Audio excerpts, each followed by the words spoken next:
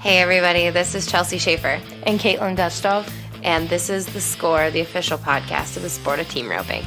This is the Team Roping Journal's semi-weekly podcast highlighting the team roping industry's top talents and influencers through stories that inspire and connect ropers. We sit down with ropers from the professional ranks as well as industry icons and producers to delve into topics that make the team roping world tick.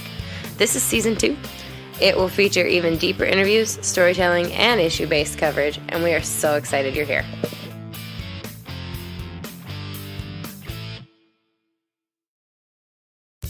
Hey everybody, welcome to The Score. This is Chelsea Schaefer.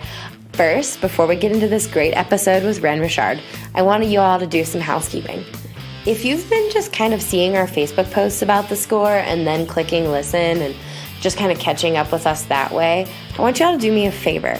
Whichever platform you're listening to this on, you can go and subscribe to our podcast. That way, you do not miss a single episode. If you subscribe to a podcast, you'll get a notification every time a new one comes out. And when we do bonus episodes, you won't miss them. I can look through all of our statistics, and it looks like sometimes you guys are missing those bonus episodes, missing short scores, and I don't want that to happen. If you subscribe, every time we release something, it'll go straight to your phone. You'll get a notification, and you will be in the know when it comes to the sport of team roping. So if you're on Apple, leave us a review and click subscribe. Wherever you're at, whatever you're listening to this on, you should be able to subscribe on these platforms. So don't forget.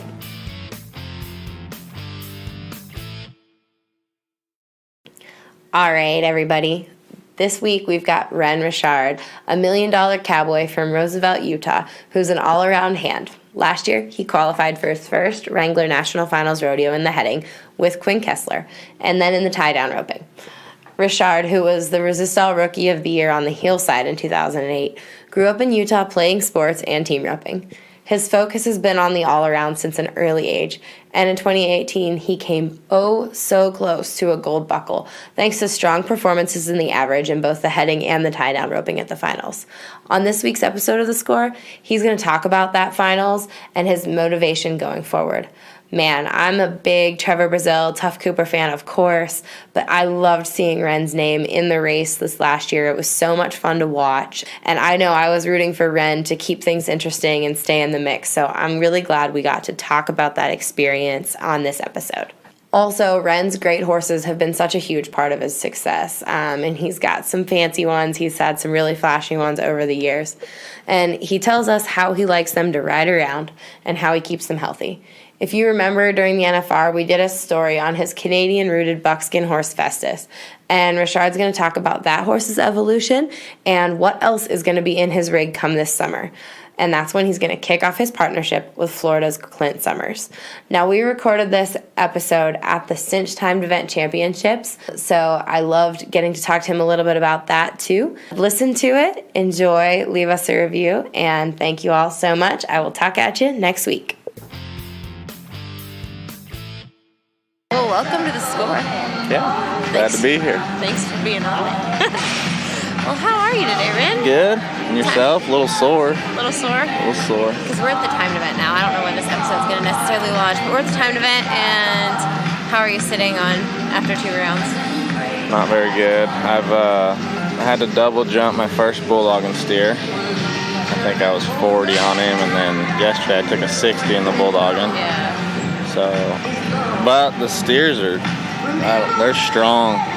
Stronger this year than I've ever seen them probably in all events. So I think if I could just be solid from here on out, I'd still have a chance to win some good money. So that's kind of where we're at now. Yeah, I gotcha. Well, how's your year going with Quinn? Quinn and I, it's been kind of slow in the team roping. I don't know. We haven't roped bad, but the winter's just weird. I don't know. We haven't roped good at the right places, I guess, but we made it back at Houston, placed in all 3 rounds there. So, I mean, if you do good there, you're gonna have a great winter. So hopefully we can go have some luck. We made the Dodge finals, so we've got 3 good rodeos left. Gotcha. Now, we kind of just started off right in the middle of this year, but I want you to tell me a little bit more about where you grew up and where you're from. I grew up in a small town called Roosevelt, Utah. I'm not even sure what the population is now, but it was around 5,000 growing up. Really, we team roped growing up, but didn't know anything about roping calves or bulldogging. I was always big into football, and so the only thing we knew is you'll blow a knee out bulldogging, so I never did it. And I started roping calves when I was about a freshman in high school, so I guess I was a little bit behind as far as calf roping goes, but I've really worked at it here in the last 10 years, and just finally now starting to get horses where they're lined up, and I've learned how to win, better than before, and I don't know, it's just things are lined up now to where I feel like I know where to ride certain horses. I know the rodeos I want to go and enter, and I'm going to rodeo here for the next 5-6 years and see how it goes. With round number. Okay, wait, everybody. So I got to give you a scenario. We are sitting, relaxing, watching everybody warm up at the timed event while we were recording the beginning of this episode, and then suddenly everybody's voices started booming over the loudspeakers because Bob Feist and Justin McKee walked up and started kind of giving some sponsor messaging during the timed event, or during the break at the timed event. So we snuck upstairs. We sat into an office at the Lazy E. Thanks, Lazy E staff, for letting us use an office. So now the sound quality gets a lot better. So sorry about the change of audio, guys. We're doing our best to make everything very real and authentic. Enjoy the rest of the interview. So, football, though, what part of your life was football? A big part of your life for a while, right? Yeah. I started in Little League when I think the first year I played tackle football was 4th grade. And then, really started working at football at 6th grade. Like, my dad, he's from the South. And Where from? Louisiana. Mm-hmm. And he grew up with a football in his hands since he was a little kid, and pretty much he's based his life off of football life. Like, he's real intense. He's always coaching. That's just, so since I was little, he's been my dad for sure, but he's our coach. You know what I mean? And so just learned a lot how to compete, and I think that's what part of learning how to win in the rodeo world is. It's so different mentally. You know what I mean? You can't just bear down and go tackle somebody, or you know what I mean? It's the mindset of rodeo is so calm and cool that it took me a long time I was always just trying too hard, and I feel like I've always had great work ethic. I've really put a lot of time into it, and that was hard for me because I seen the guys that were winning, and and I'm like, man, I feel like I'm as good as them, and I know I'm outworking them. Why aren't I winning? And I guess it just come with experience, but like I said, as soon as I just learned how to calm down and win when I needed to win on the right steers and calves, it's, just the last couple of years it's been a lot better. So what did you do to change your outlook on things? I don't think nothing with my practices. It was just, knowing when to back off and when to press, and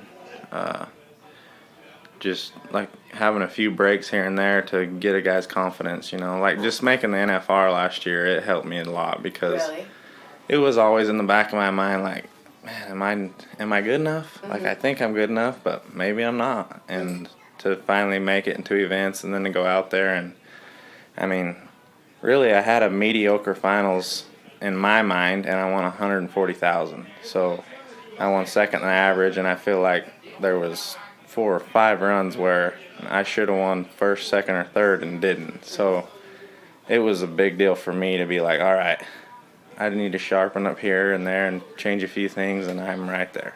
Yeah. Now, the 10th round of the finals this year. How, talk about that steer and that.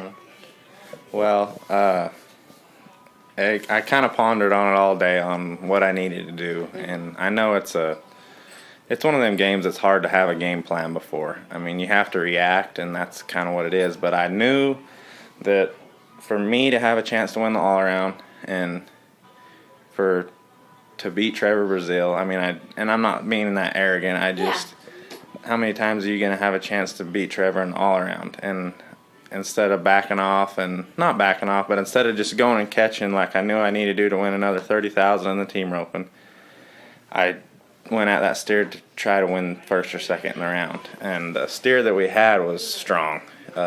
They'd missed him twice, because that was the fourth run on those steers.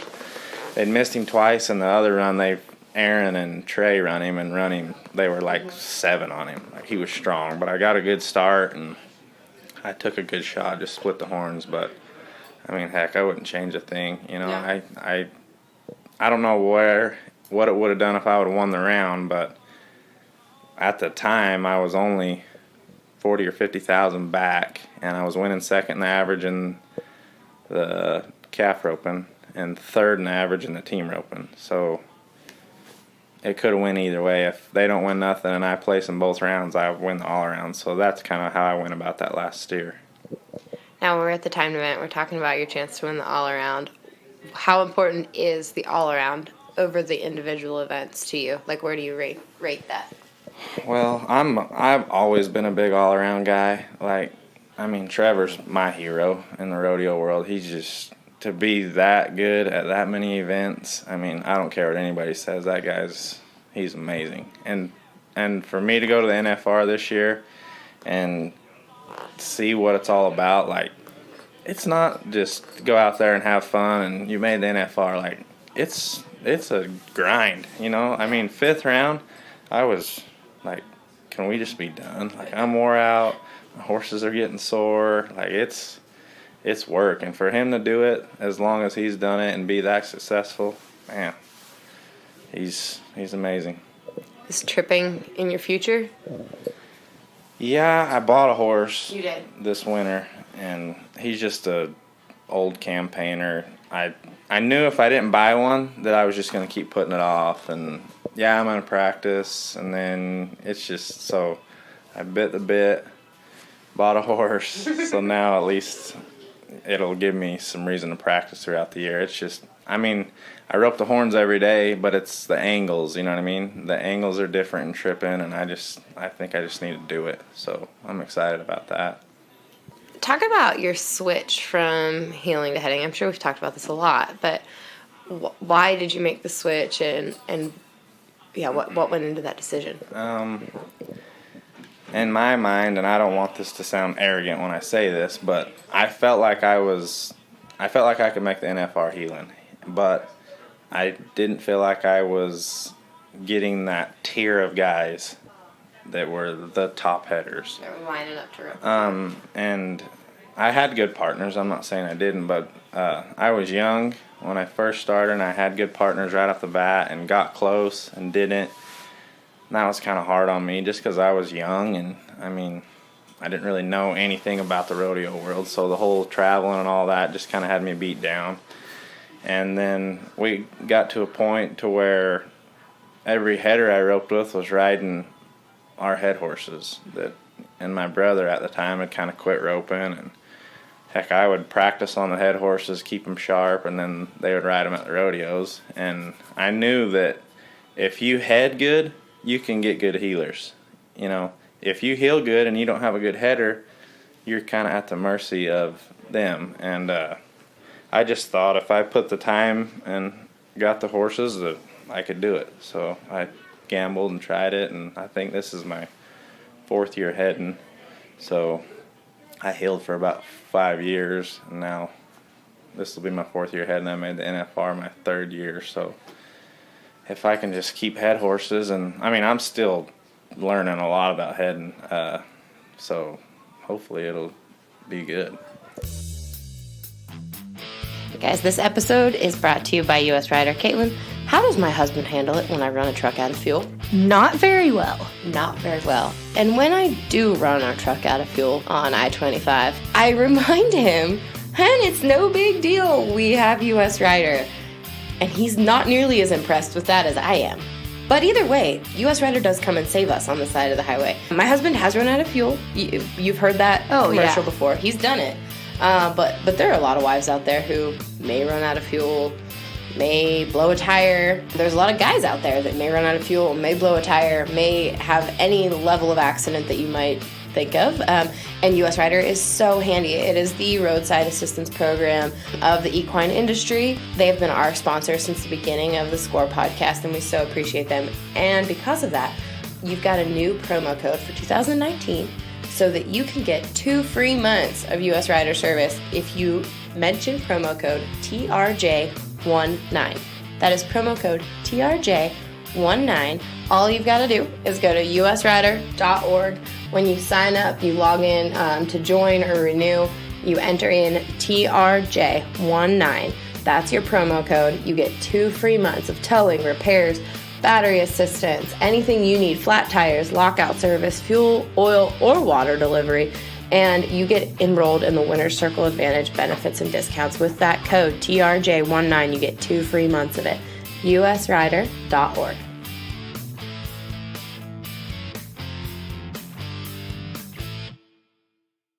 Horses are obviously so important, but you sold such a good one. What went into this decision to selling? Is it Suntan? Is that what his name was? It was one of those deals where it was life-changing to me for the money. And I sold that horse and I bought a horse that actually probably fits me better. So I think it was a win-win for both parties. That's good. They love that horse as far as I know, and it's actually Clay Smith's sister-in-law that rides him a lot. And I don't know how much she's won on him, but it seems like every time I pull up Instagram or she posts something, she's winning something on him. So I think he's paying himself off. And your buckskin horse, talk about him. Is he going to be your main horse for the year again? Yeah. He's kind of a smaller horse. I kind of thought his best setups were smaller to medium setups, but the more I've rode him, he's almost better on the mediums to long because he's real quick, and you can run him out there just a little further and be faster because he faces so good and he's so strong on the horn. It's been, Suntan, he was kind of weak on the horn for me. Well, this horse is complete opposite. He's strong on the horn, so I've been trying to kind of break a bad habit of mine of wanting to help my horse all the time pulling. I kind of got this horse ducking a little bit and being too strong. So now I'm back to where I'm trying to soften more, and just this last 2-3 weeks, it's starting to be good. Took him to Tucson, and he was just pretty tight right there. I mean, I practiced on him for a month before the finals trying to get ready, and then I rode him through the 6th round, and by the 6th round, I mean, I thought I was going to cut my hand off if I ride him anymore. It seemed like everybody thought you should make a horse change when you did. Dropping. So, and it wasn't really, I think it was probably more my fault than his. I just, when I did miss it one time, I would, you go to scrambling trying to get the horn and you just duck him back even more. So I think the horse was just doing what he thought he was supposed to do. So it took me a little while to get that back out of him and listening. So. Do you guys keep a lot of young horses around, or?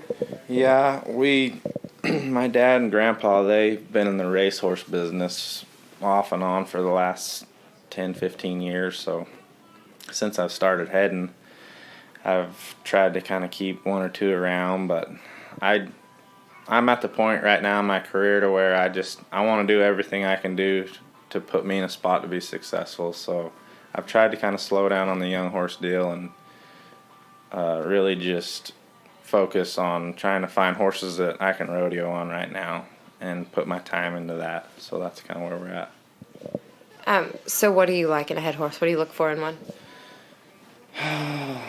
The first thing I look at, honestly, is the conformation of the horse. I'm a big believer on if they're made to do it, they're probably going to do it. Or they have a lot better chance of doing it. You don't see many horses out there that aren't built right that do it. So that's the first thing I look at. Second thing, scoring. They need to stand there and score, or they need to let you get a start, whatever they do. If they stand there when the gates open or they want to move their feet, as long as they'll let you get that roll. That's the second thing I look at. And then just I guess being able to keep the steer's head. I think nowadays we rope small steers a lot, and if they're not able to soften there in the corner and keep the steer's head all the time, it's a battle. So that's one thing I look at in horse. What would you say your horsemanship weaknesses are? Do you think about that often, or are you working on stuff? Sure. Honestly, I think I'm so picky about my horses being correct that I fine-tune them too much. And I think I need to be a little bit more just, I mean, you see, I'm not low-blowing any headers out there, but there's not a ton of guys that can just get on a cow horse and spin them around and make them drag their butt. And I've put a ton of time into that emphasis of the game. And for a head horse, I think I'd probably get them a little too broke. Like, they need to be a little bit numb to where when you pull on them in certain places, they're not just listening. And so that's one thing I've been working on, is not being so picky about one loping around or pulling on you here and there. So do your head horses lope circles to the right in the right lead and stuff? I mean, usually I've done that, but lately I've tried to dumb it completely down and make it to where they're a head horse. They're head horses, You know what I mean? And it's people that don't really understand think, they need to be broke and this and that. But there's so many. I mean, look at the top 5 head horses ever. I'll promise you couldn't run them up there and pull on the reins and make them slide. So that's been a big transition deal for me, because I heeled, and you want your heel horse to be soft and supple, and so I've tried in the horsemanship part and the head horse deal to just not pick at them, make sure they know, slow their feet down when you pick up, and that's about it. Get off your leg when you push on them. Do you like to score on do you like them in the bridle when you score? I want contact with them before the gates bang. I mean, I try not to pick up. This horse I have now, I don't think he ever was scored where you're pulling on him before, so I've kind of had to play around with that on bits and getting where I'm just finally now, I've had him for not quite a year, but he's now getting to where I can take a hold of him before the gates bang and he'll get on the end of the bridle rein. So I want to have one in my hand when I drop. There's no picking up. You see your start and you go hard. You've got Zestera on your shirt. Are you a horse health supplement kind of guy? Yeah. We don't feed a ton of grain just because we raise our own alfalfa and it's strong. So as long as I'm feeding our own hay, our horses they're plenty fresh and feeling good. I'm a big believer on ulcer protection, especially in head horses.